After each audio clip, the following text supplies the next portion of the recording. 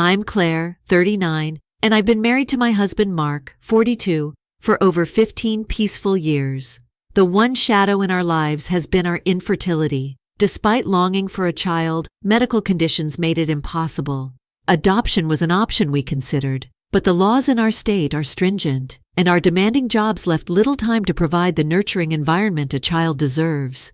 So, Mark and I made a different choice. We'd help others instead. Mark's sister Lily has struggled since her divorce. Her ex-husband was abusive and barely contributed any child support due to his low income. Despite working 2 jobs, Lily found it challenging to cover the costs of raising her 3 kids, Sophie, now 23, Ryan, 20, and Liam, 17. That's where we stepped in, funding their education as a way of giving back. Initially, it felt rewarding. Sophie was a star. She graduated with distinction and landed a prestigious job at a multinational company. She's thriving, and we couldn't be prouder. Unfortunately, the same can't be said for Ryan and Liam. They were bright kids but lost their way during their teenage years, and things have gone downhill ever since. The first crack in the facade appeared when Ryan graduated from high school. When we asked about his college plans, he shocked us by saying he didn't want to attend and instead demanded the tuition money in cash to start a business. Curious but cautious, Mark and I asked for details. Ryan's vague response, a nebulous idea for an online business, didn't inspire confidence. He lacked a concrete plan or the skills to back it up. We didn't outright refuse, but asked him to flesh out his proposal.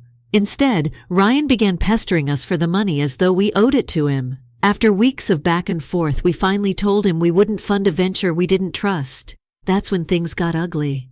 Ryan threw tantrums, not at us, but at Lily and our mother-in-law Carol. He claimed the money was his by right and accused us of reneging on our promise.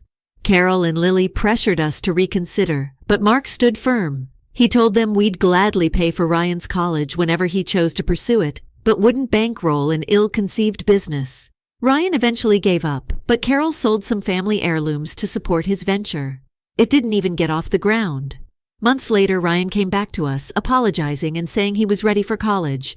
We agreed to pay his tuition, but his attitude shifted noticeably. Once warm and chatty, Ryan became distant, responding to us with curt pleasantries. The real trouble began on Liam's 17th birthday. We attended dinner at Lily's house, where Ryan was also present. He was his usual aloof self, but Liam shocked us all with a cruel comment about my appearance, questioning how Mark could find me attractive. Everyone laughed, Carol, Lily, and even Ryan, until Mark exploded, demanding an apology. Liam brushed it off as a joke, and Carol excused it as kids being kids. Mark and I left, humiliated and furious. A week later, Lily and Carol showed up at our house, claiming Liam was sorry. Yet when I asked why Liam hadn't apologized directly, Lily faltered, making excuses about his teenage immaturity. Her defense rang hollow, and I made it clear we wouldn't tolerate such behavior again. Despite everything, we continued funding Ryan's tuition. But 2 months ago, at Mark's grandfather's birthday, the situation escalated. Both Ryan and Liam stared at me inappropriately throughout the evening, making crude remarks under their breath. When I confronted them, they denied it, but their smirks gave them away. As I walked away, I heard Ryan mutter a derogatory term. Mark stepped in, furious, but the boys twisted the story, accusing me of imagining things. For the sake of Mark's grandfather, we didn't push further, but the night left me shaken. The next day, Sophie called, outraged on my behalf. She urged us to cut ties, and Mark agreed. We decided to withdraw all financial support. It was time for a change, a hard but necessary decision. Cutting them off wasn't an easy decision. For years, Mark and I had done everything we could to support Lily and her kids. We thought we were helping build their future, but the entitlement and disrespect made it clear we were only enabling their bad behavior. It wasn't just about Liam's cruel comments or Ryan's crude remarks. It was the pattern, the entitlement, the lack of gratitude, and the toxic family dynamics. After that party, we decided enough was enough. Mark said, "Let them come to us when they need something. That's when we'll break the news." And just as expected, we didn't hear from them until they did. A month later, Liam graduated high school. He emailed Mark a link to his private design school's tuition payment portal with no explanation or even a greeting. Just a cold, entitled demand for money.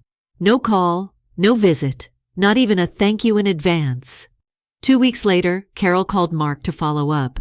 "Honey, Rustin's waiting on you for the tuition payment. Did you miss his email?" she asked, feigning politeness. Mark didn't even hesitate. "Rustin who? I don't know anyone by that name." The line went silent for a moment, and then Carol, clearly caught off guard, said, "Oh, come on, Mark. Don't tell me you're still upset over that little misunderstanding. The boys cleared it up, didn't they?" Mark's tone turned ice cold. "This isn't about a misunderstanding, Mom. It's about respect, gratitude, and accountability, none of which they've shown us. We've taken a stand and we're not backing down. You and Lily can figure this out." He hung up without waiting for her reply. Within minutes, Lily was blowing up Mark's phone. When he didn't answer, she switched to texting, flooding his inbox with apologies and excuses. She begged for another chance, promised the boys would apologize in person, and even offered to come over with them. Mark texted back one sentence: "It's too late." The next morning, Lily and Carol showed up at our door unannounced. Mark didn't let them in. "You're seriously going to turn your back on family?" Lily sobbed, her voice muffled through the door. "They're just kids. They don't know better." Mark sighed, visibly frustrated. "Lily, they're not kids. They're young adults, and they know exactly what they're doing. They've been disrespectful, misogynistic, and cruel. We're done enabling them. It's time they learn the consequences of their actions." Carol chimed in, her voice sharp and defensive. "Mark, they're your nephews. Their lives are at stake, college, careers, their future. Are you really going to let some childish jokes ruin everything?" That did it for me. I pushed past Mark and looked her dead in the eye. "Calling me a __ isn't a joke, Carol. It's misogyny. Laughing at me, gaslighting me, and defending their behavior isn't childish. It's toxic. And you're just as responsible for enabling it. If their lives are ruined, it's because you and Lily failed to hold them accountable, not because we stopped funding their entitlement." Lily started crying harder, but Mark stood firm. "Leave," he said quietly but firmly. "We don't welcome disrespectful people into our lives." I shut the door in their faces, trembling with a mix of anger and exhaustion. That evening, Sophie called. She had heard about what happened and was furious, not at us, but at her mother and brothers. "You should have cut them off ages ago," Sophie said bluntly. "Honestly, they're never going to learn until they hit rock bottom. Mom's too busy babying them to see how much damage she's doing." Lily, it turned out, had also reached out to Sophie, asking her to step in and help pay for Ryan and Liam's tuition. Sophie refused. "She called me a witch for siding with you," Sophie said, her voice tinged with both anger and disappointment. "She's unbelievable. I told her straight up that I'm not going to bail out 2 grown men who can't even show basic respect to the people helping them."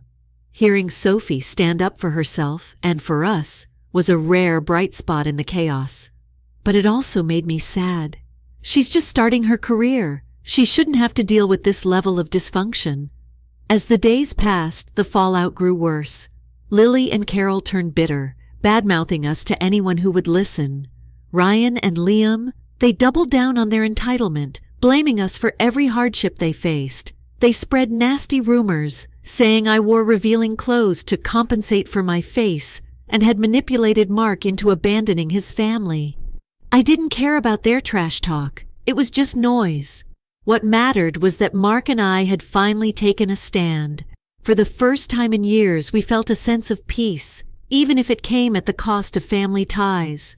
But as it turned out, the drama was far from over. A few months passed, and Mark and I were starting to feel a sense of calm after the storm.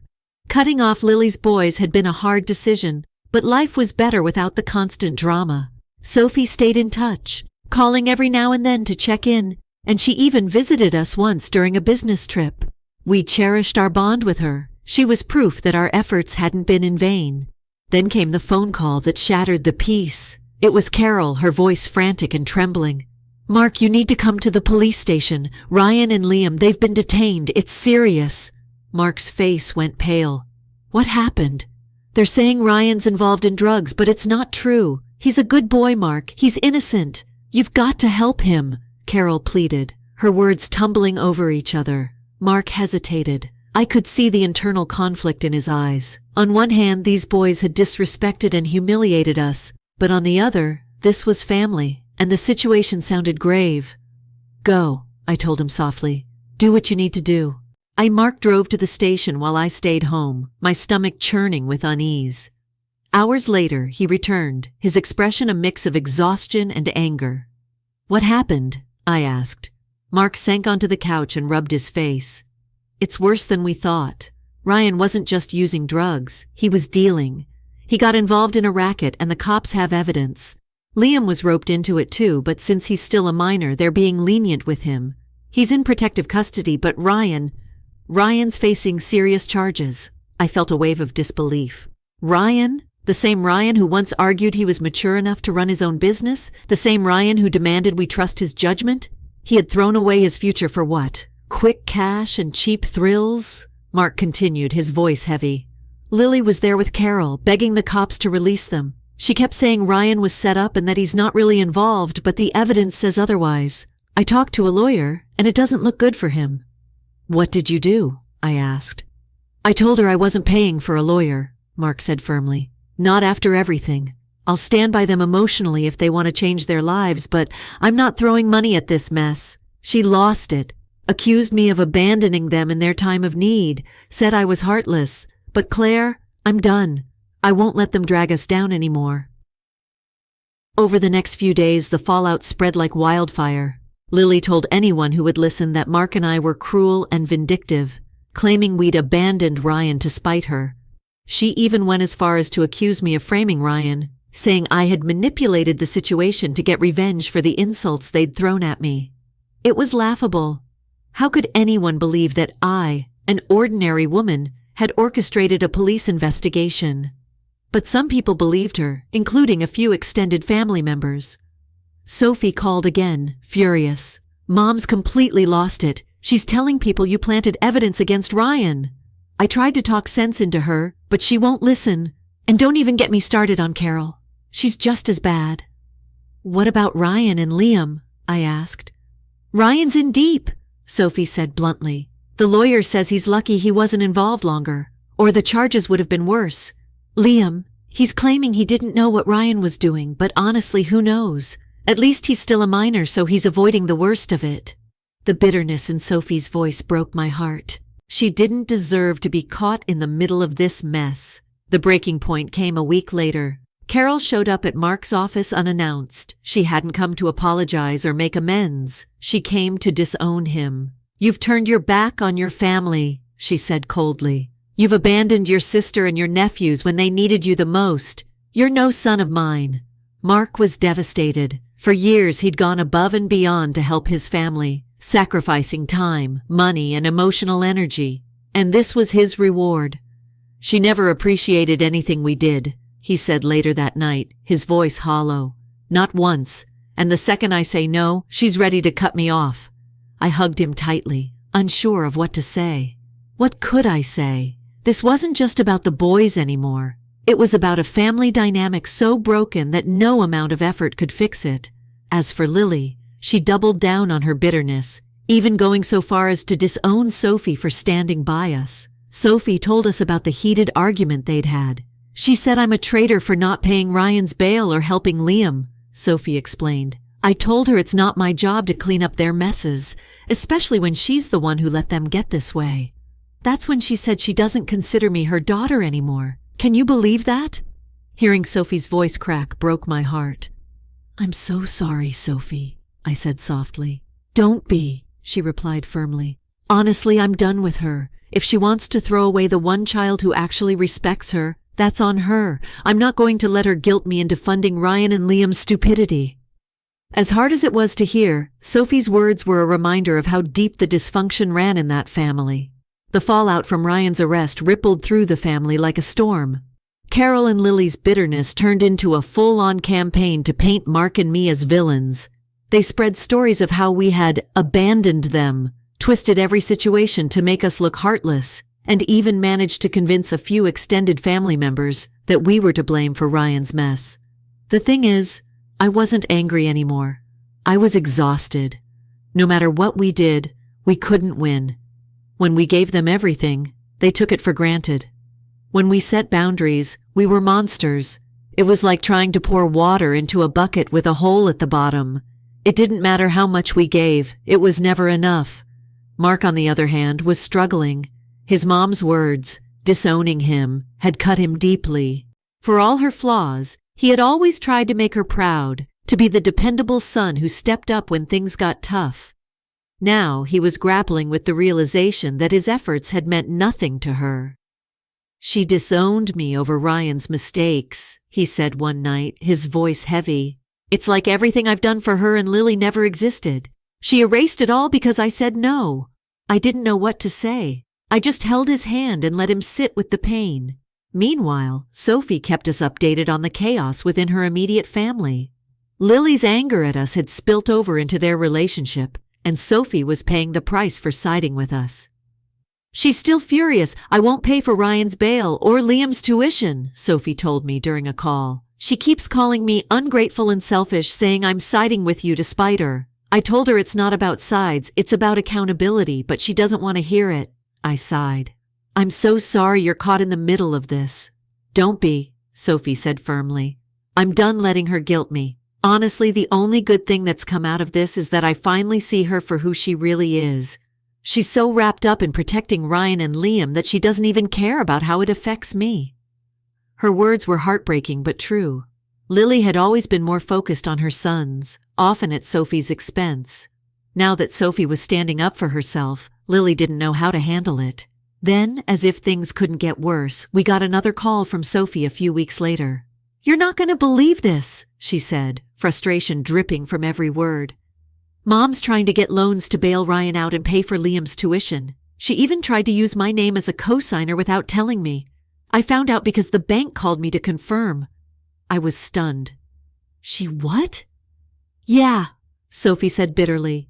"I confronted her and she just brushed it off like it was no big deal. I told her she had no right to use my name and she flipped out, saying I'm supposed to help because we're family." "She's crossing every line," I said, anger rising in my chest. "I know," Sophie agreed. "I told her if she ever tries something like that again, I'll report her. I can't believe she thought this was okay." Lily's desperation was turning into recklessness, and it was dragging everyone down with her. Mark and I felt vindicated in our decision to cut ties, but it didn't make the situation any easier to watch.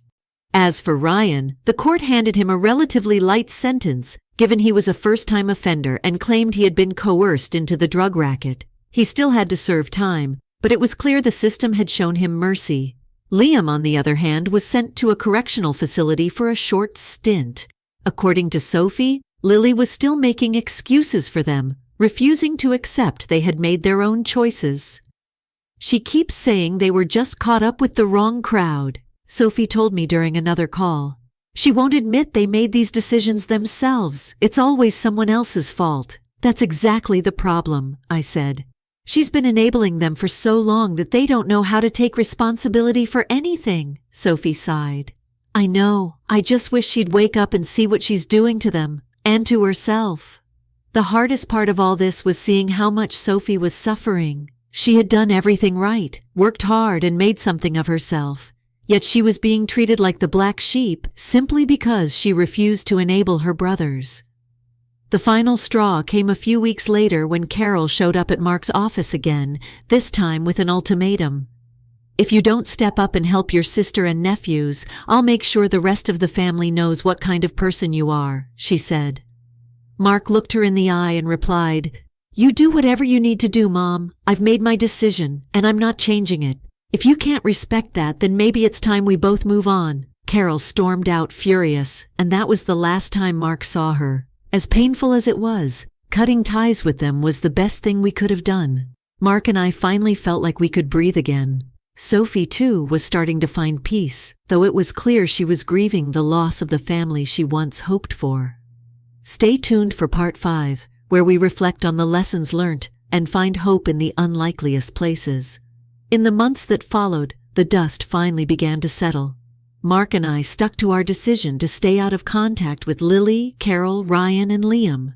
It wasn't easy. There were moments when the guilt crept in, when I wondered if we had done the right thing, if we had truly exhausted every option before cutting ties.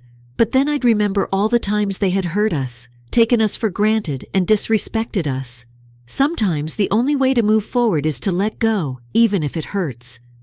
Sophie became our lifeline during this time. Despite the chaos in her family, she stayed close, checking in on us regularly.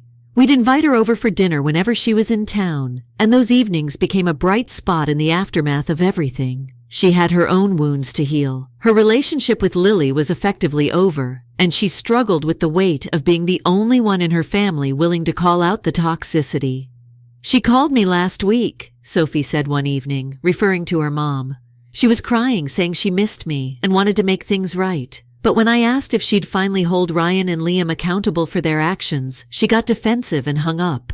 It's like she doesn't even see how much damage she's done by protecting them." Mark reached across the table and squeezed her hand. "You've done everything you can, Sophie. Sometimes people don't change until they're forced to. You can't carry that burden for her." Sophie nodded, but I could see the pain in her eyes. She wanted her mother to wake up, to see the truth, but deep down I think she knew it was unlikely. Meanwhile, Lily and Carol's bitterness continued to bubble in the background. They'd occasionally try to stir up drama, spreading rumors or making passive-aggressive comments to extended family members, but we refused to engage.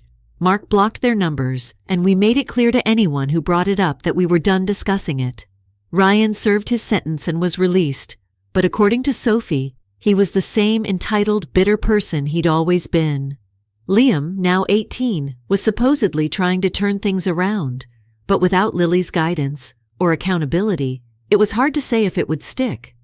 The turning point came when Sophie called us one evening with surprising news. "I've been offered a promotion," she said, her voice filled with cautious excitement. "It's a big step up, but it means relocating to London." "That's amazing," I said, genuinely thrilled for her. "It is," Sophie admitted, "but I'm nervous about leaving. I feel like if I go, my mom will just spiral even further, and I won't be here to deal with it." Mark spoke up, his tone steady. "Sophie, you can't live your life worrying about how other people will handle things. You've worked hard for this. You deserve to take this opportunity, and if Lily spirals, that's on her, not you." She was quiet for a moment before replying, "You're right." A few weeks later, we helped Sophie pack up her things and saw her off at the airport. It was bittersweet. She was the one good thing that had come out of all the chaos, and now she was leaving. But we knew it was the right move for her. As for Mark and me, life finally started to feel normal again. Without the constant drama and stress, we had more time for each other, for our friends, and for the things we loved. We even started exploring the idea of mentoring local kids through a community program.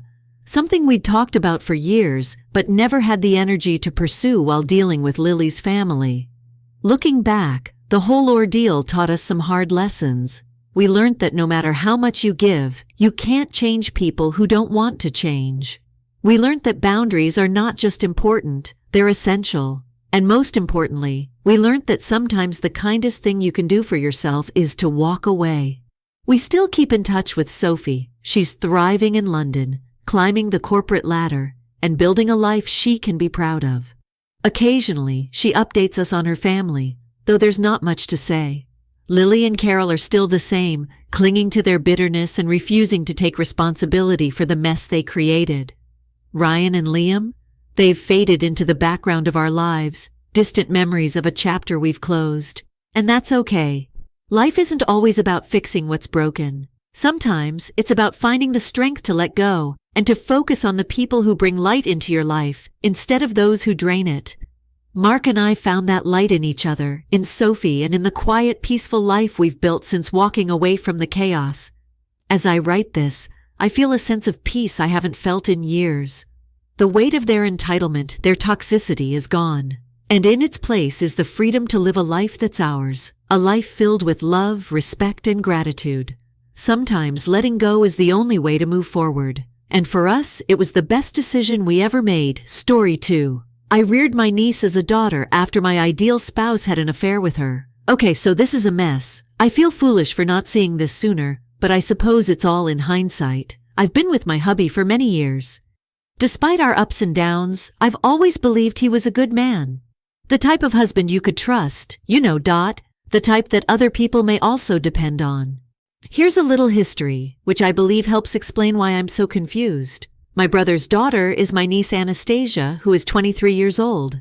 My brother isn't exactly trustworthy, and her mother left with an unknown man a long time ago. He works hardly at all, overindulges in alcohol, and to be honest, it seems like he has no priorities as a result.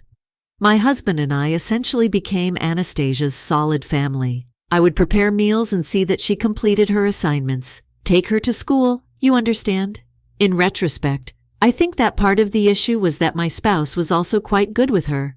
I had seen for more than a year that she was becoming a bit too enamored with him. She would get touchy around him, laugh a little too hard at his jokes, and constantly compliment him. She would go on about how much she admired him, how he was a great role model, and so on. I persuaded myself that I was exaggerating the situation, I quote, am responsible for it. I even persuaded myself that I was being overly suspicious and that it was most likely really adoration. He's 40 years old, and she's like family. Who would have thought that their husband would give their own niece a second glance? However, one thing remained with me. She insisted on ironing his clothing at one point. Even in those days, she virtually demanded that my husband wear these pricey outfits to work, even though I informed her it wasn't required. Claimed to want to be helpful and to desire to assist. Back then, it appeared to be a minor matter. In addition, I was preoccupied with my personal problems, including my 7-year-old daughter's difficulties acclimating to a new school. I decided to let it go. I assumed she was only attempting to get a few life abilities or anything. Indeed, it might have been a red flag for me. Let's go back 3 days. I was on a business trip out of town. I knew he could manage my kid, so I had left her with him. At least I believed he could. However, I'm leaving on the second day. I get this text. The message, which comes from an unidentified number, simply states that you ought to be aware of the developments involving your spouse and Anastasia. I recall looking at my phone, utterly perplexed, believing it to be a practical joke. Who would send such kind of thing? However, I had a gut instinct that urged me to do some research. I confronted him when I eventually made it home. I believe he could tell I was serious, despite the fact that I just had that one anonymous SMS as evidence. I will always remember his face. The person who always has a response maintains his composure, was stuttering and abruptly perspiring. He eventually acknowledged it at that point. It just occurred once, he claimed. It happened just now. In some way, it became better after that. He went on to apologize, explain that it wasn't planned, and explained that they had just been chatting while sitting around. One thing paved the way for another. He attempted to portray it as an accident, said that they had been becoming closer as a result of what Anastasia and her father were going through. All the typical justifications. Claimed to have sympathy for her, as if my role as her mother for the most of her life wasn't enough. I asked more questions. If it makes sense, I wanted to hear every detail, but I also didn't want to hear it. And his confession wasn't even the worst part of it, I promise. It was learning that this wasn't exactly the first time she had done this.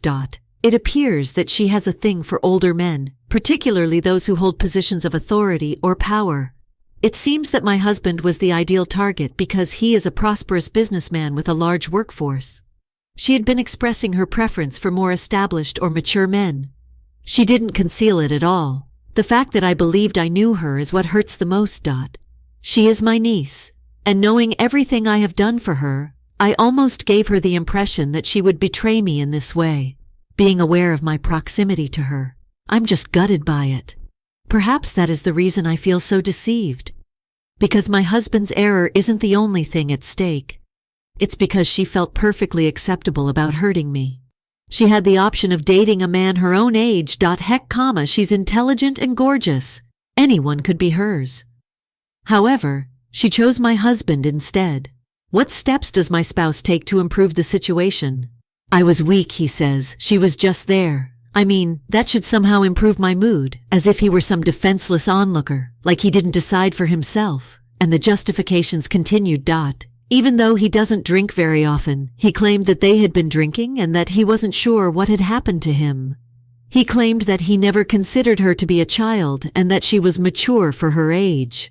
Nothing is justified by all this bullshit. I'm now forced to make this terrible decision. Do I throw it all away over this one thing? Part of me wants to kick him out right now, make him leave and never come back. But then I think of our daughter. How do I explain this to her? And as for Anastasia, I have no idea how I'll face her. She's not just some random girl who made a mistake. She's family. And she betrayed me in the worst way possible. She didn't even have the decency to hide it, to feel shame or guilt. And the way she looks at me now with this smug little smile, it's like she thinks she's won something. I wish I could say I've made up my mind about what to do, but I haven't. My husband keeps trying to talk to me, trying to apologize. But I don't think there's anything he can say that'll make this right. And Anastasia, she's become this stranger to me. I feel like a fool for not seeing it sooner, for not stopping it before it got this far. All I know is I can't just sit here and act like nothing's happened. Everything's different now, and it's tearing me up inside. So after my husband's, it only happened once. Excuse. And my niece's smug face still fresh in my memory. I was about ready to pack up and leave everything behind. But as it generally goes, it's not that straightforward, especially when family is involved. Just when I thought I couldn't feel more alone or betrayed, my family stepped in. And not in a way that made anything better. The day after I discovered out, I had my mother come over. She knew something was up since I'd phoned her in a fury the night before. She shows up appearing worried, asking all these questions. And as much as I didn't want to dive into the whole thing with her, I simply couldn't keep it in longer. I told her everything. Every dirty thing my husband had divulged, and all the betrayal I felt from Anastasia. Now here's the kicker. Instead of being startled or offended or even moderately astonished, my mom simply looked at me with this sad, knowing expression, and she said something like, "Oh, honey, I knew she was disturbed." What I was hearing was unbelievable. My mother had known that my niece, the kid I virtually raised, had these challenges. She had kept the fact that Anastasia was more than a touch strange to herself. My mother continued by adding that she had thought Anastasia would simply grow out of it, and that she didn't want to add to the family strife. She even acknowledged that she had observed her acting oddly on a few occasions, but she didn't believe she had the right to step in. My rage sprang to the surface. I said, "If she knew something was wrong, why hadn't you told me?" You know what she said too? "I didn't want to hurt you," she said. Well, hasn't that ship set sail? I've come to the realization that my mother has been concealing information from me in addition to my spouse and niece. It seems as though everyone in my life has chosen to keep me in the dark. To make matters worse, my brother Anastasia's worthless father chooses to show up. My brother has always been disorganized. He's hardly employed. He drinks as though it were a pastime, and he expects someone else to fix any problems in his life. He starts requesting money as soon as he enters, smelling as though he hasn't had a shower in a week. Yes, exactly. I informed him about the mess his daughter had created of my life, and now he's asking me for money. He didn't even respond to what I had just experienced. He said, "You think you could help me out with a little cash?" As I had just finished talking, it was unthinkable. My brother is acting like it's just another day while I'm battling to keep my marriage and family intact. I began urging him to straighten up and take some accountability for once, but he simply shrugged and said that she was now on her own. It's not my fault. It wasn't his fault. She was reared by him. He was meant to, but like everything else in his life, he failed at that. My mother then chooses to interrupt me while I'm trying to make sense of everything in an attempt to soothe me. She is stating that we all face difficulties and that it has been difficult for him as well. My brother, meanwhile, appears bored as he stands there staring at his nails or something. It was too much for me to handle. I told him to go. He didn't need to be here at all, I informed him. If he wasn't here to help me, I didn't care, even though he obviously made a huge deal out of it. I needed him to be a brother for once, and he was unable to do even that. My mother sat me down and began talking to me like a child after he left. "You know, your niece has had a difficult life," she said again. Like, I had no prior knowledge of that. But you know what? Therefore, they don't go about wooing their aunt's spouse despite having a large number of people. My mother seemed to be attempting to defend everything, as if she wanted me to simply move on and forgive Anastasia. As if this were a small family dispute, she even recommended that I sit down and speak with Anastasia. Over coffee. We could work things out. It seemed unbelievable to me. I was betrayed by my niece. My mother is making me feel bad for not being more sympathetic after my spouse deceived me. She went so far as to say something like that. She greatly admires him. Perhaps she simply became confused, bewildered. We are now referring to it by that name. Mom, you can't expect me to just sit down and let this go? I asked, glancing at her. What did she say? We don't always comprehend what family members do, honey. That's all. That's what she advises. Simply handle it. Apparently, I assumed she would support me or at the very least be upset with me, perhaps even cut Anastasia off until she took responsibility for her actions. However, my mother was essentially defending her, as if I were being irrational for experiencing these emotions. I was worn out by the conclusion of the chat. I felt as though everything had been gone. My spouse was attempting to justify his actions. My niece showed no remorse at all. My brother was, my brother alone, betrayed and angry, and my mother was trying to mediate the situation. I thought I was going to drown. I felt like I was being pushed back under by a family member each time I attempted to rise for air. That night I felt more alone than I had ever felt before going to bed. I couldn't look at my spouse, even though he continued trying to talk to me. I couldn't stop thinking about my mother's feeble justifications and my niece's self-satisfied little smile. Everyone was encouraging me to simply go on, but all I needed was for somebody to be upset with me and tell me that I wasn't insane or irrational for feeling so thoroughly broken by this. Give it up. As if there were such a thing. My brother's complete disregard for everything that wasn't about his own self-serving desires, my mom's weak explanations, my niece's treachery, and my husband's error are all examples of the hardships my family has caused me. I required clarification. All these justifications had been offered to me, but something still seemed off. I couldn't get rid of the idea that there was more to it, but it felt too convenient, as if everyone was aware of some tale that I should just accept and move on from. I began with my spouse. He had been avoiding eye contact and giving me the silent, sorry treatment, as if he was worried that I might eject him at any moment.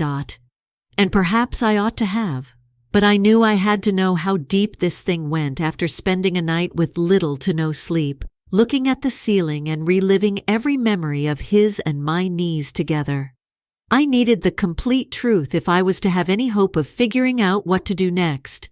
I told him to stop lying as we sat at the kitchen table. I really do want every single detail. He appeared to be about to vomit. He began to stammer and his face turned pale, claiming that he had previously told me everything, that it had only happened once, and that he had felt awful about it. I didn't purchase it, though. I put pressure on him, telling him that any remaining respect I had for him would be lost if he didn't come clean now. He began to lose it at that point. He informed me that they had shared these intimate talks more often and spent more time together alone. He continued by saying he had felt like a father to her, as if she needed direction, and that he had intervened because he felt terrible for her. He said that she would occasionally vent about her parents, how chaotic her life was, and how she wished she had someone like him in her late-night texts. She had called him up in the middle of the night, claiming to need help, and he had gone for it like a complete fool.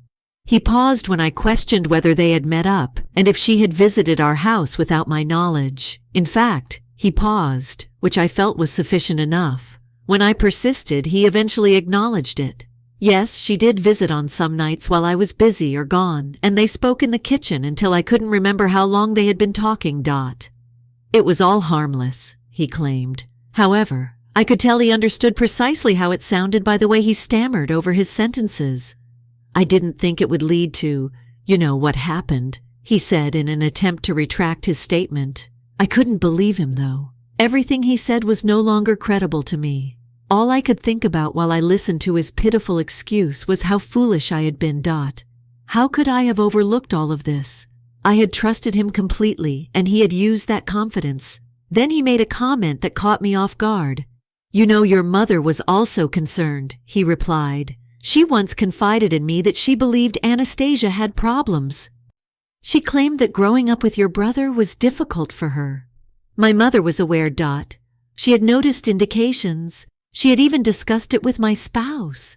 And she hadn't spoken to me yet. She hadn't bothered to warn me, even though she had been seeing everything. Not even a clue had been dropped.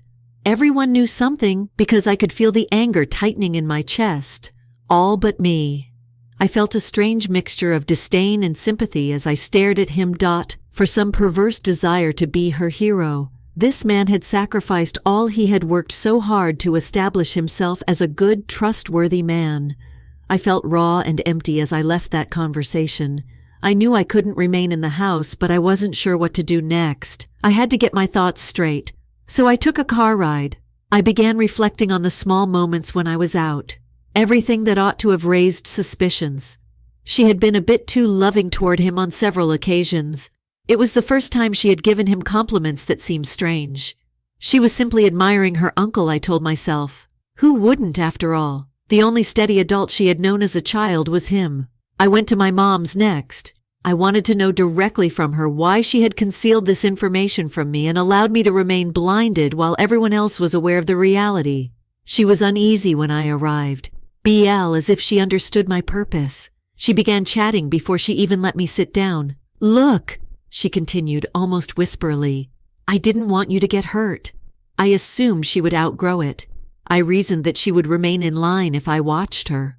Hold your ground? I exclaimed, hardly able to control my voice. She wooed my husband, Mom. How's it holding up in line?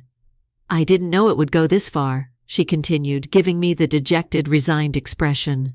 She continued by saying that Anastasia had been a problematic child since her mother left, and that perhaps I hadn't noticed because I was too preoccupied with my own family. As if I were partly to blame for her current state. I was at my breaking point. I informed her that I had had enough of people making excuses and acting as though I should overlook things. I was furious with my entire family for treating me as though I was too weak to face the reality, not just my husband and niece. While they concealed secrets, they would all give me the impression that everything was well. They now expected me to simply accept it. I felt a weird sense of clarity when I got home from that conversation with my mother. I was aware that I would have to rely only on myself in the event of any future events. I had been let down by everyone. I was alone in this mess, and I had to get myself out of it if I was going to survive. My spouse tried to talk to me again when I came home, but I felt nauseous just looking at him. I let him know that I needed room, that I was done listening to excuses and justifications. He attempted to claim that he only wished to put things right. However, I had finished listening. After locking the door to our bedroom, I stayed up thinking how things had gone so wrong, and how I had come to be in this situation where I had no one to rely on. I came to the realization that night that I would never be able to view my family in the same light again. I'm not sure what finally got to me, but I was done being nice after that awkward exchange with my mother. Almost everyone in my life had lied to me, deceived me, and kept me in the dark, and I was done. I felt it was time for us to meet in person after learning that Anastasia had the audacity to drop by my house when she was fully aware that I was home. She had a smug little smile on her face, as if she had won something when she first entered. She didn't even appear uneasy. She pretended that she had done nothing wrong, and that she belonged there. It enraged me. She had been reared by me, assisted her in every way, served as a mother figure to her when her real mother was absent, and I received this in exchange. I didn't even get a chance to begin because of her. "Where's Uncle?" she questioned, glancing around, as if she had a legitimate reason for being here, rather than merely being a visitor. I informed her that we needed to speak and that he wasn't present. Only the two of us. She sat down on my couch as if she owned the house and shrugged as if it were no big thing. "Anastasia, how on earth were you thinking that?" I got begun. I didn't mince words. I had no desire to engage in polite conversation. I wanted her to know how much she had wounded me. "I did everything for you. We housed you. In a way, I was your second mom." She didn't flinch at all. She simply crossed her legs and gave me a serene, almost bored gaze. She smirked and replied, "Oh, come on, Auntie. You pretend to be flawless, yet you were completely unaware of what was happening." That was it. My blood began to boil. "Do you find this amusing? Do you really believe that you can enter here and pretend that this is a game? Anastasia, my husband, was the target of your attack. My husband?" My voice had become uncontrollable. I wanted all of my rage to be felt by her. She appeared completely unconcerned. As if I were boring her, she simply sighed and gazed at her nails. With hardly a glance up, she mumbled, "You're so dramatic." Perhaps you would have seen that Uncle needed someone who truly valued him if you hadn't been so preoccupied with your ideal little existence. She was acting like the victim in all of this, twisting the knife and throwing everything in my face, and I couldn't believe the arrogance of it. I was grateful to him. "What are you discussing? Your household. He's your uncle. How can you not tell this is sick?" She simply shrugged. "I don't think family is important. It hasn't. Why ought it to?" I had never seen her act so coldly before, but she did so now. She appeared to be a complete stranger, not worse, as though she were a cunning predator of some sort. She began rambling on about how she was worthy of a man like my husband, how he was squandering time with an incomprehensible person. In fact, she dared to tell me that he was happier with her, you quote, "re-crazy." This isn't typical, Anastasia. You require assistance. I felt a chill run down my spine as I saw her. That didn't make her respond. Rather, she simply grinned once again. I wanted to shout at that arrogant, smug smirk. Then she revealed the shocking information that almost made me gasp. "You know he doesn't love you. The only reason he's with you is sympathy. He told me how miserable he feels after we spoke about it, how confined he feels in your presence. If it weren't for your daughter," he added, "he would leave you." I froze, even though I wanted to shout, toss her out, or do something else. I was aware that she was attempting to irritate me and cause me pain. However, a part of me kept worrying that perhaps, just possibly, there was some truth to what she was saying. After all, it was her game, transforming each vulnerability she could identify into a weapon. Leaning back, she observed my battle to maintain my calm before continuing. "You're so preoccupied with what you believe I did incorrectly. However, perhaps you ought to examine yourself. Why would he come to me if he was so happy?" I was finished. She couldn't just sit there and pretend like she was in charge. I told her to go and got up. My voice was hardly steady. "You must leave. This is not a place for you. No more. I don't want you around my family since you're sick." And for the first time, I noticed a glimmer of something more than sheer assurance on her face. Anger. She leaped to her feet. Her composed demeanor broke and she began hurling everything she could think of at me. She said that my husband was with her because I was too old and uninteresting to hold his interest, and that I was sad. She said that since I looked after her, I was making her feel inferior and treating her like a charity case. Then she overreacted. She smirked after taking a picture of my kid from the table.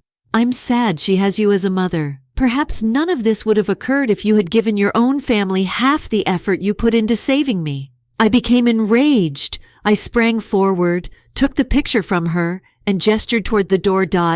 "Get out of here before I make a mistake." Muttering something under her breath, she hurried out and slammed the door. I clutched the picture as I stood there trembling, feeling as though everything had fallen apart. I had lost my niece's respect, my husband's allegiance, and evidently even my own family believed I was at fault for not getting her. However, as I stood there in that quiet, deserted house, I came to a crucial realization. None of them were necessary to me.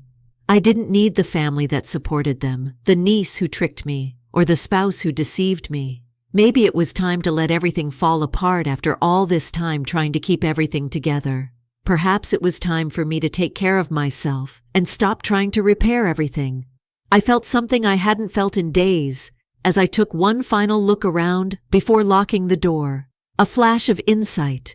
All of them had attempted to shatter me and cause me to doubt my own reality. However, I remained upright, and they were completely mistaken if they believed that I would simply roll over and give them complete power over my life. No more falsehoods. No more deceit. Fake familial allegiance is over. I felt like I could finally breathe after hurling Anastasia out of my house and seeing her go down the driveway. However, I still had a chaotic life to tidy up, so the epiphany didn't stay long. I was struck hard by the truth of what had transpired. My spouse deceived me. My family was more concerned with maintaining harmony than helping me, and my niece ended up becoming a stranger. All I could think of was one question: now what? I was aware that I couldn't continue to act as though nothing was wrong, and that I couldn't continue living with my spouse. Not after all the falsehoods he had spoken and all the things he had done. I recalled all the times he had made me feel important by looking me in the eye, as if our family were his first concern. I realize now that their remarks were as meaningless as his excuses. I had to get some space from you. I needed to clear my mind and decide what I wanted. Telling him to go was the first step. He was sitting on the couch in the living room, looking as wretched as ever when I walked in. He seemed to be ready to speak, but I cut him off before he could say anything. You must prepare your belongings and go. My voice was unusually calm as I informed him. You're not staying here tonight, regardless of where you go. I require time and space. I need to start taking something back since you've taken enough for me. He gave me the impression that he had just been smacked. What am I meant to do? He inquired, as if it were my issue, not my worry. I answered, maintaining eye contact. Look for a hotel. I don't give a damn. Stay with a pal. Simply leave. It was somewhat exhilarating to see him rush to think of anything to say. For once, he had no justification. Are you ready? No explanations, no hollow assurances that everything will be better. I could see by the expression on his face that he finally realized that he couldn't solve this. The stillness in the home was nearly deafening when he packed his stuff and went.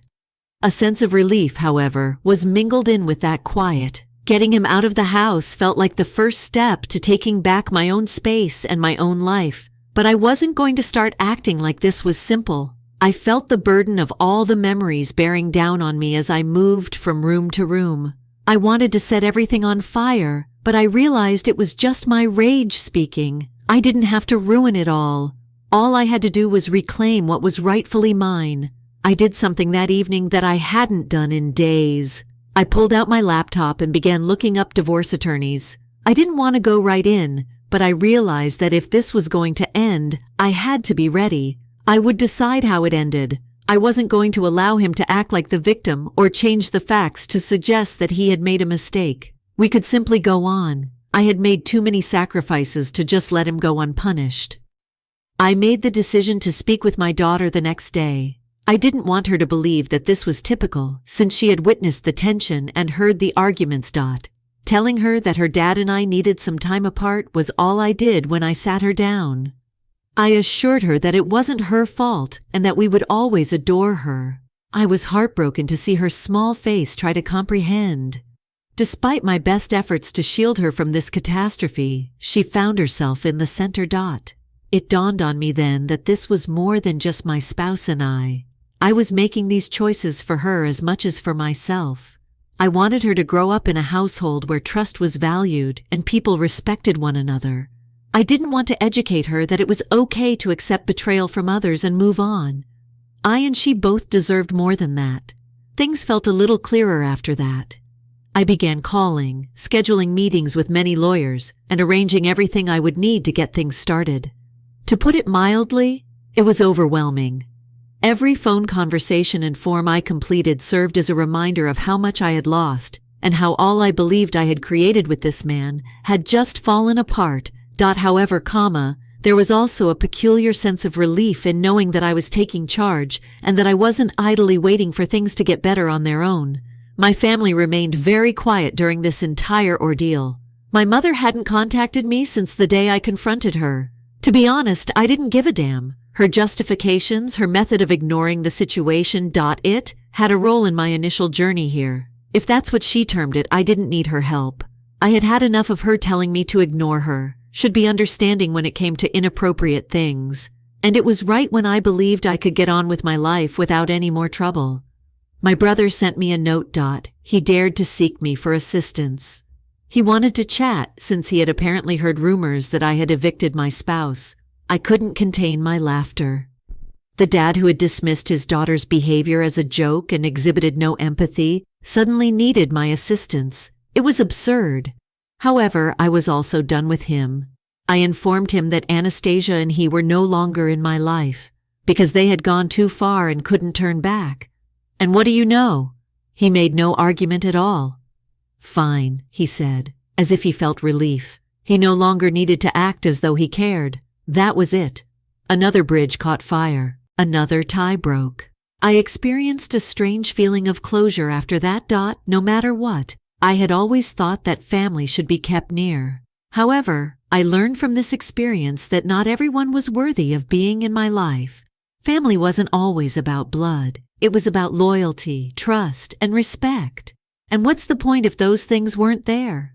I was feeling lighter by the time the weekend arrived. It's not as though the agony has completely subsided. It would require time. More time than I cared to acknowledge, probably. However, I had started the process. My spouse was not at home.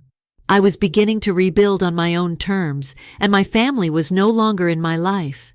I felt something I hadn't felt in weeks as I stood in my now quiet house, calm. Knowing that I had finished sacrificing my happiness for those who didn't deserve it brought me a new type of calm.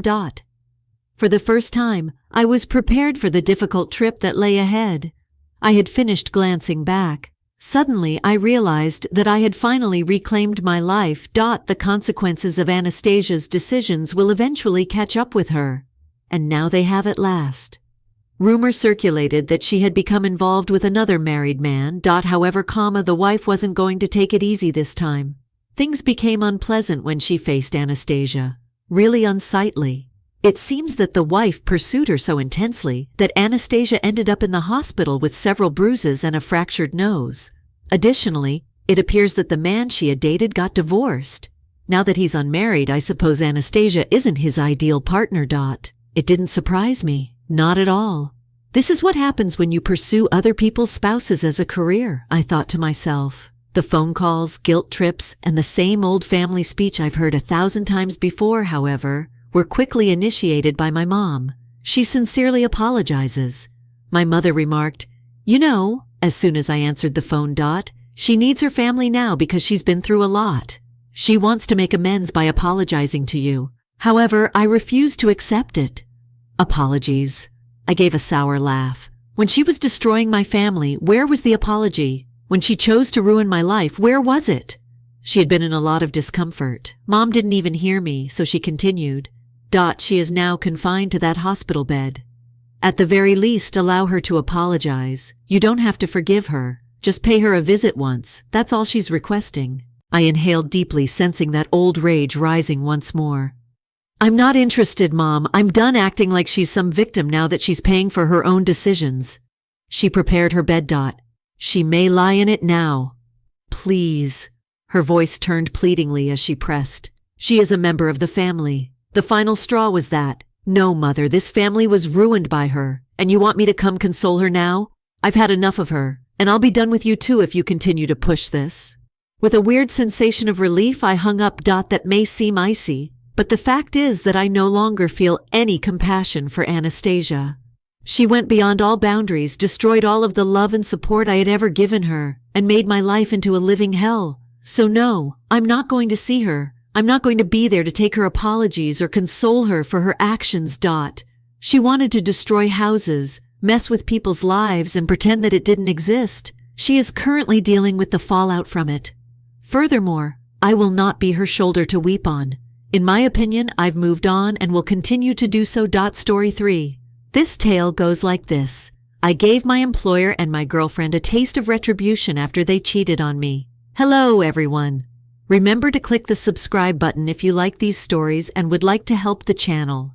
It enables me to provide you with even more fantastic material like this. Let's begin the video now. The OP begins by stating, I worked at a packing plant about 22 years ago. Stability was all I needed, even though life wasn't really thrilling. I was still getting over my fiancé cheating on me after we ended our 4-year relationship. I just wanted some diversion to take my mind off things, nothing serious. I met Lisa at that point. She worked as a receptionist, energetic and just divorced. She was witty, adorable, and the type of person that put a little humor into everything. After work, we began to hang out and occasionally eat lunch together, and eventually it became into more. It was simple, but it wasn't love or anything, and simple sounded wonderful after what I'd been through. For a time, everything was good, but Lisa began making vague references to moving in together. We were watching TV one evening while seated on the couch. It would be easier if you just lived here, she added nonchalantly. Consider the time we would save. I dismissed it with a joke, but I couldn't get rid of the uneasy sensation. Her timing seemed strange, and I wasn't prepared for anything serious. However, I reasoned that perhaps I was overanalyzing it. I wasn't exactly keen to scrutinize a casual connection after all. I was putting in a lot of overtime at the same time in an attempt to save money for a few items. Lisa would sometimes say things like, "You work too hard?" But she seemed to be fine with it. "Do you not want to hang out with me?" I dismissed it, assuming she was only attempting to be kind. Then one Monday, one of my crew members said something odd. "Hey, I saw Rick's car over by those apartments on Maple Street this weekend," he commented during our break. "Your girlfriend lives over there, doesn't she?" "Absolutely." For a moment I froze, attempting to maintain my composure. "Yes, she does." "What time was this?" "Saturday evening," he stated. Strange, isn't it? He resides in Millwood, far out. Strange wasn't even close to describing it. My employer, Rick, had no business at Lisa's flat complex because he lived 30 miles away. I didn't want to make hasty judgments, but my instinct told me something wasn't right. Perhaps he was paying a visit to someone else. It may have been a coincidence. But then I recalled Lisa's weekend justification. She had declared her intention to visit the casino. I no longer found that to be acceptable. I made the decision to visit Lisa's flat the next day, after work. I intended to surprise her when I knocked on her door, so I didn't phone in advance. After hesitating, she opened it. I knew immediately that something was off. "Who is it?" "From behind the door," she questioned. "It's me." I mentioned that as she opened the door. I noticed Rick standing in the corridor, perhaps trying to blend in. My heart plummeted, but my thoughts immediately went into overdrive as Lisa opened the door, and I saw Rick standing there. Like a deer in headlights, he appeared still and utterly at a loss for words. Lisa, as normally self-assured smile was absent, and her face looked pallid. They were both clearly aware that they had been apprehended. I inhaled deeply before entering. "Rick," I said, trying not to shout even though I wanted to. "Why are you here?" He rubbed the back of his neck and moved uncomfortably. "I was only there for a visit. Traveling?" With a harsh tone, I repeated. "Lisa informed me she was at the casino this past weekend, so that's fascinating." "Who among you would want to clarify what's truly happening?" Lisa stammered as she dived in. "It is not what it appears to be. We were fair?" "What exactly?" I interrupted her, lingering. "Lisa, hurry up. Rick, I'm not a fool. To his credit. Or even not having it. Came out and took responsibility. Okay. "Oh," he said. "We have been going out together." A few weeks have passed. It was tougher than I thought it would be to hear him say it aloud. Even if it seemed improbable, I still harbored the hope that there was another explanation. But there it was, the reality. It simple. After a moment of staring at him, I turned to face Lisa. 2 weeks? And what? You just neglected to add that Lisa began to speak when her eyes began to well up with tears as we were chatting. However, I wasn't in the mood for justifications. "Keep it," I raised my hand and stated. "I have no interest in it." Rick attempted to interrupt. "I didn't intend for this to occur, man." The situation simply became more complex. "Intricate?" With a bitter laugh, I repeated, "My boss is you. The person with integrity should be you, not skulking about this way. Lisa, too." I looked up and down at her while shaking my head. "Instead of engaging in these games, you might have at least had the courage to tell me." "I apologize," Lisa whispered quietly as tears streamed down her cheeks. "I didn't mean to offend you." "Yes, congrats," I said. "You both did a terrific job at that." For a minute the room was silent, save for the sound of Lisa sniffling. Then I turned back to Rick. "Let me make one thing clear. This doesn't harm my employment. Got it? I quote, "We worked hard for my position, and I'm not about to let your personal drama muck it up." Rick nodded swiftly. "Of course it won't affect anything, I guarantee." "Good. We're going to have a far greater problem if it happens," I stated firmly. Lisa seemed to want to say something else, so I turned back to her. "I had no interest. We quote, "Refinished." "Don't call me," I told her. "Please refrain from texting me. Avoid attempting to explain. In my opinion, this is the end of it." I slammed the door behind me and left without waiting for a response. Even though my brain was spinning and my heart was pounding, I knew I had made the correct decision. To put it mildly, the following few days at work were uncomfortable. Lisa never showed up, and Rick stayed away from me like the plague. It didn't take long for everyone to learn about what had transpired when word got out. It got worse when I noticed that some people were staring at me with sympathy. Lisa returned to work on Monday of the next week. She made a few attempts to approach me, but I always turned her down. There is nothing for us to discuss, I told her sternly. Even though I could feel her eyes on me whenever we were in the same room, she finally understood and gave up trying. Rick, on the other hand, made every effort to make things more amicable. He cornered me in the break room one day. "Take a look, with an anxious shift," he remarked. "I wanted to apologize once again. I don't want this to make things more difficult for you at work, even though I realize I made a mistake, and I don't expect you to forgive me." I debated whether or not to reprimand him while I looked at him. I ultimately concluded that the effort was not worth it. Don, interfere with my hours, please. "We're okay," I said at last. "However, don't count on us being friends." "All right," answered Rick, nodding. "I understand." That was the final meaningful talk we had before he left. After that, we only ever interacted in a professional manner. Although it wasn't perfect, it did the job. I was still trying to take it all in at home.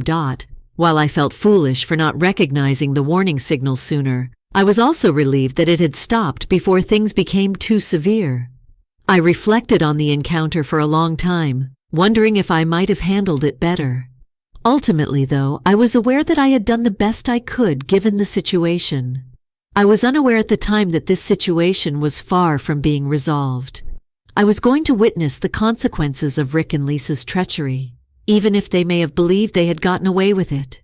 I believed that the worst of it was over after the altercation. Rick had committed to maintaining professionalism. I was resolved to move on when Lisa left my life. But drama tends to linger longer than you might anticipate in a workplace like ours. I soon began to see that Rick's reputation was beginning to deteriorate. His abrupt disappearances, inexplicable choices, and allegations that he was breaking the law were all being discussed. I didn't get involved at first. I had no intention of stirring things up. I simply wanted to keep my head down and do my job. Then I was contacted by one of my coworkers, Jenny. She was intelligent, in her early 20s, and had a sense of humor that helped her get through even the toughest of days. Although we had always gotten along well, I was unaware that she had been having a casual relationship with Rick. One afternoon, she pulled up a chair beside me in the break room and stated that, "I've heard about Lisa and you. Already weary of the rumors," I moaned. "How about us?" Jenny's eyebrow went up. "Don't act foolish. Everyone is aware of what took place. Since then, Rick has been acting strangely." I tried to dismiss it with a shrug. "Yes, it is his issue, not mine. She lowered her voice and leaned closer. "I was seeing him too, you know. Nothing major. I feel foolish now, though. Before everything came to light, I was unaware of you and Lisa. I was interested in that." "Hold on. While he was teasing Lisa, you were watching him?" Jenny rolled her eyes and nodded. "Apparently. I suppose I escaped a gunshot. It became stuck. The ridiculousness of it all made me chuckle uncontrollably. Yes, I would say so." She grinned. "We ought to get out someday, you know. Really? Give them a topic to discuss." The more I considered it, the more I loved the notion, even if at first I believed she was kidding. Retaliation wasn't the point. Perhaps a bit. It sounded like fun, though. "Okay," I said at last. "Why not?" I started hanging out with Jenny. I was surprised to find that we clicked immediately. She was humorous, intelligent, and not overly serious. It was simply two individuals having fun and making the most of a difficult circumstance. It wasn't a serious relationship. The finest aspect? Seeing Rick writhe. Information about Jenny and I circulated swiftly, and it was obvious that it irritated him. A coworker asked me how my date went one day, loud enough for everyone to hear. "The greatest deal I've ever made." I smiled as I spoke.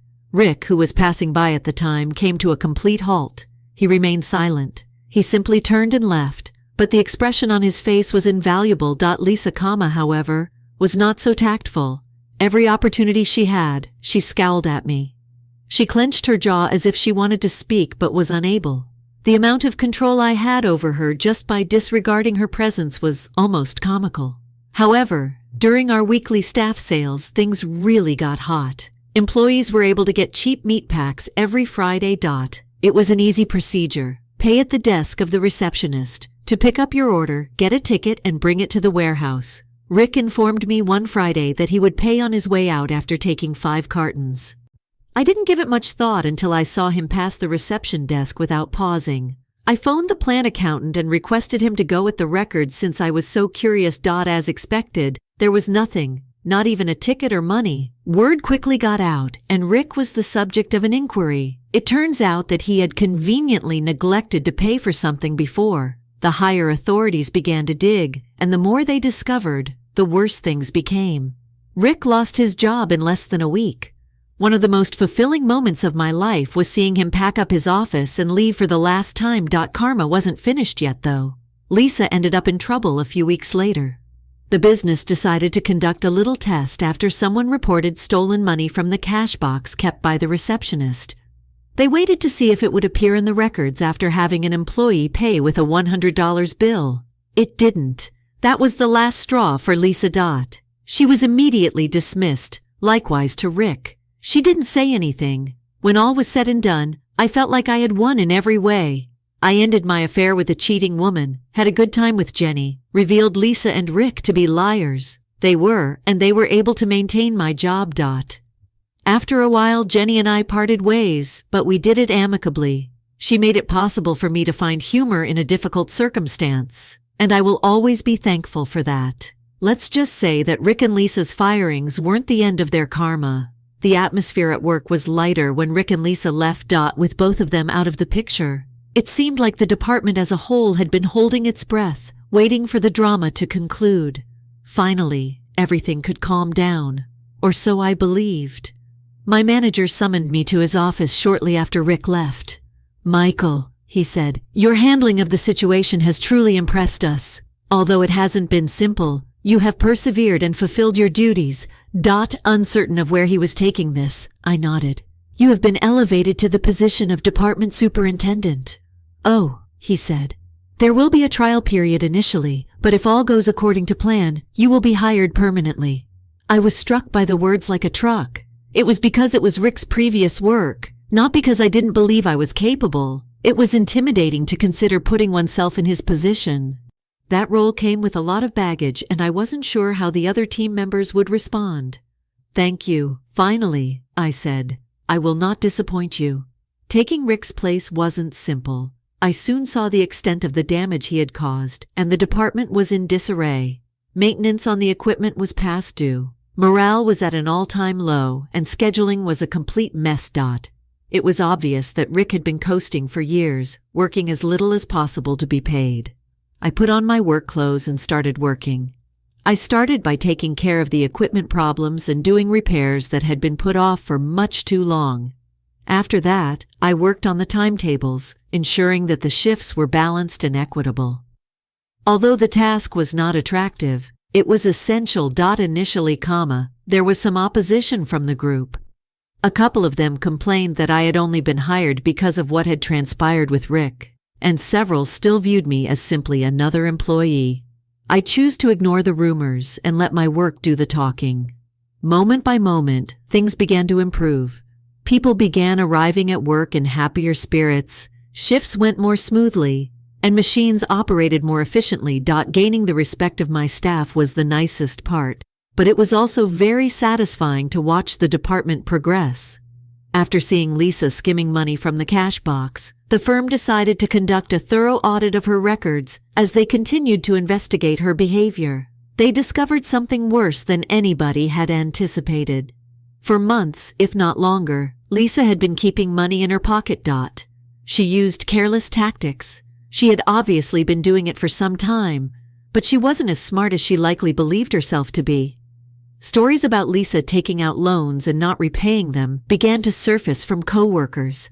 She also discovered that her reputation outside of work wasn't exactly perfect. One day, Kelly, the new receptionist, called to tell me what she had discovered. "Honestly, it's absurd," she shook her head. "It's very clear that her records are lacking. How no one noticed before is beyond me. Most likely they were too preoccupied with her drama to give it any thought." I answered. Kelly gave a nod. "Now, though, they don't miss it. She truly let herself down." I had no sympathy for Lisa. She was now dealing with the repercussions of her decisions. Rick and I met up at the grocery store one day. He appeared to be as unhappy as one could anticipate while pulling a cart full of inexpensive frozen entrees. When he saw me, he paused for a second before approaching. He said clumsily, "Hey, Michael." Rick, I gave you a nod. He remarked, I heard you got my old job, after a lengthy silence. Well done. Thanks, I said in a bland tone. His body moved uneasily. I realize I made a mistake. I wanted to apologize one more for everything. I debated whether or not to let him off the hook while I looked at him. At last I responded, Thank you for the apology, but we are not and will never be friends. Rick gave a dejected nod. All right. I didn't feel guilty at all, and he left without saying anything more. Like Lisa, Rick had made his decisions and was now coping with the consequences. My promotion became permanent by the end of my trial term. For the department as a whole, not just for me, it seemed like a new beginning. Despite everything we had gone through, we emerged stronger. I'm pleased of how I handled everything, but in retrospect, I wouldn't say I'm glad any of it occurred. When unexpected circumstances arise in life, all you can do is try to make the most of them. For me, that meant using a workplace catastrophe as a chance to establish my worth. That quote's precisely what I did in the end. I felt like I was back on solid ground when Rick and Lisa were removed from the picture and my promotion was formally confirmed. The department was operating more efficiently than before. I was advancing in my profession with the support of my team. In a long time, for the first time, I felt as though I could put the turmoil behind me and concentrate on the future. However, reality has a humorous way of reminding you that not all stories have a happy ending. Tim, a former coworker who had left the firm soon after Rick was fired, called me one day. Hey, you have no idea who I met the other day. His tone was almost brimming with laughter as he said, Who? Already preparing myself, I asked. Rick? Tim answered. The man claimed to have been having trouble finding job, and he looked rough. It seems that after hearing about what transpired, no one wants to risk him. I couldn't claim to be shocked. Rick's reputation took a hit, and there was discussion in our business. If you stepped over the queue soon enough, everyone would know about it.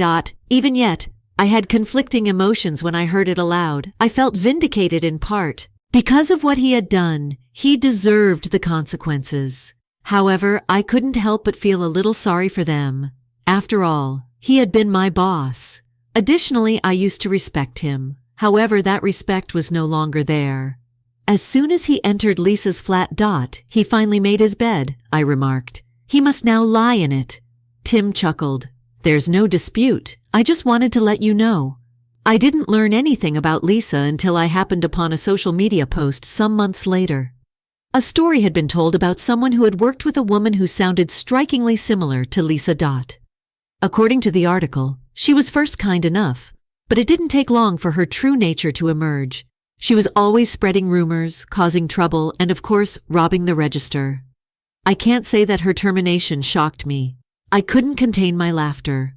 Lisa appeared unable to break free from her negative behaviors no matter where she went. In a way, it was almost poetic. She was paying the consequence for her deeds, which had now come up with her.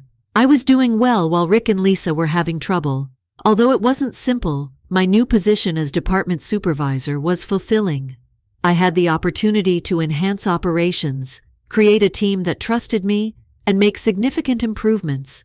I received a call from Kelly, the new receptionist, one Friday during our weekly employee sales. This is something you must see, Michael. She held out a spreadsheet as she spoke.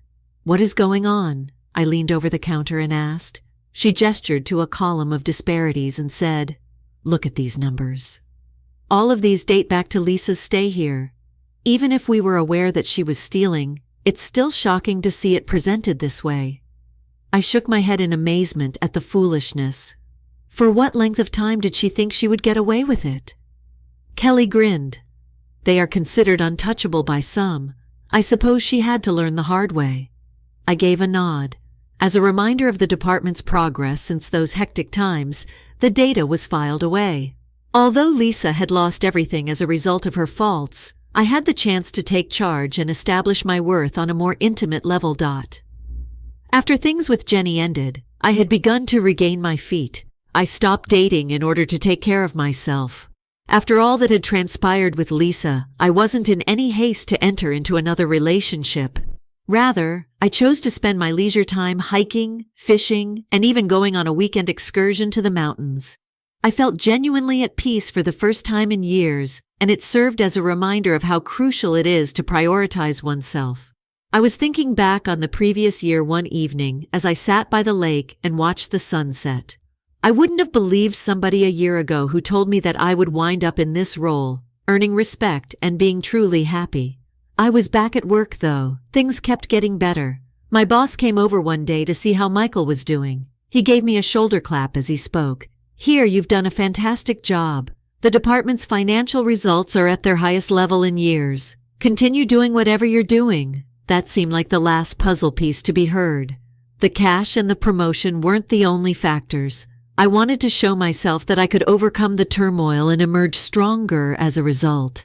In hindsight, I wouldn't say I'm happy with how things turned out. Although coping with workplace turmoil and being cheated on wasn't easy, I can't deny that these experiences helped to mold me into the person I am today.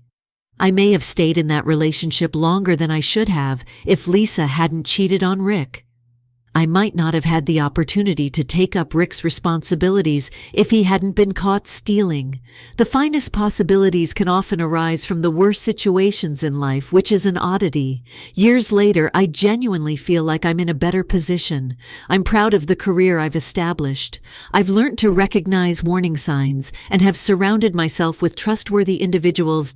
If I could go back in time, what would I do differently? Most likely not. Making the most of what happens to you and letting life unfold are sometimes the best course of action. At the very least, I came away with a fantastic story. Years have passed since everything occurred, and I've had plenty of time to think back on it.